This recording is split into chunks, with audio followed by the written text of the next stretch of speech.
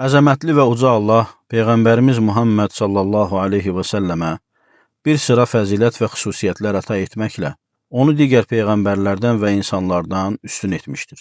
Ayə və hədislərdə göstərildiyi kimi, o, peyğəmbərlərin və elçilərin sonuncusudur. Uca Allah buyurur: Məhəmməd aranızdakı kişilərdən heç birinin atası deyildir. Lakin o, Allahın elçisi və peyğəmbərlərin sonuncusudur. Allah hər şeyi bilir.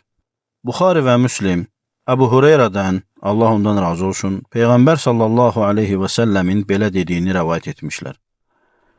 Mənim və əvvəlki peyğəmbərlərin məsəli gözəl və heyrətamiz bir ev tikmiş, lakin kərpicinin birini qoymamış bir kimsənin məsəlinə bənzəyir. Cəmaət bu evin yan yörəsindən keçir, ona təəccüb edir və deyirlər: Nə üçün bura bir kərpic qoyulmayıb? Sonra Peyğəmbər sallallahu aleyhi və səlləm davam edib dedi: O kərpic mənəm və mən peyğəmbərlərin sonuncusuyam.